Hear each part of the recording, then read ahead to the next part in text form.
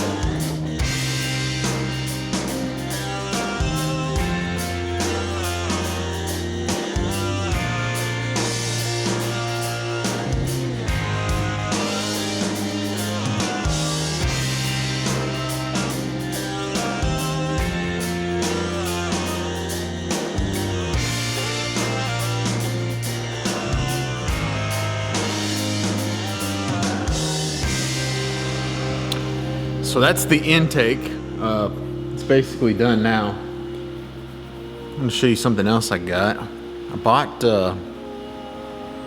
some Cerakote. I don't know if you guys are familiar with this stuff or not. It's really big in the firearms industry.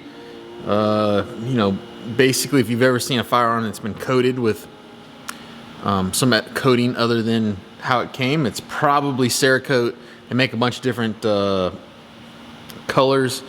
But what most people don't know is this stuff is used in the automotive industry too, and it's really, really good for like super high heat stuff.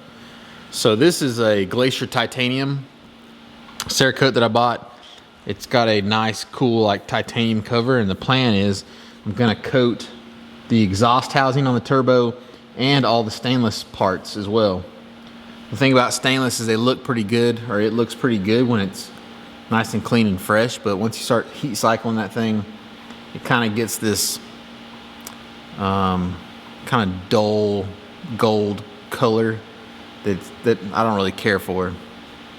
So I'm hoping that this right here will, I can coat all that stuff, it'll stay on there, it'll survive. I mean, that's what it's designed to do. I think this is good up to 2,000 degrees, I believe. So, yeah. But in order to do that, I gotta take all that stuff off and weld everything up. I mean, it's about time for me to take the motor and stuff out anyway. Go through it. I got a girdle for it. I got a different set of cylinder heads for it. So put all that stuff on there. Weld the exhaust, coat everything, including the housing, and maybe even like the center section. So if you see in here, it's all casted as well. I'll probably coat all that as well, just to kind of keep it from rusting. I think while I have the motor out, I'll kind of finish up some of the cooling system.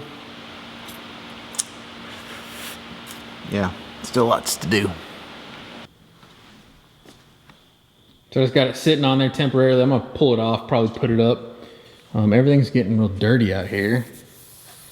So I'm getting ready to pull the motor out, pull the heads off, go through that thing. So anyway, that's it on this thing. Motor's coming out, I'm gonna go through that. I'll be sure to show you that next video though, on the Goose. So I've been working on this thing and filming a little bit and going through the boost control setup. So I've kind of redone that whole thing. Got the cowl off, I got the dash out, I got the shifter and everything loose, been rewiring it. I'm actually setting it up for CO2 as well. So I got all the CO2 lines and everything in here. And then that way, when I'm ready to switch it over, I can just plug all that stuff up, I'm ready to go. I'm also kind of setting up with plugs in here so I can switch these Mac valves out if they ever go bad.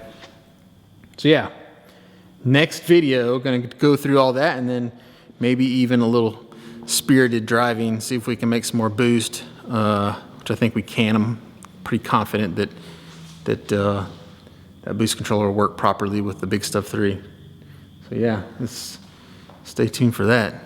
Anyway, as always, thank you for joining me. See you guys next week. Go do work, son.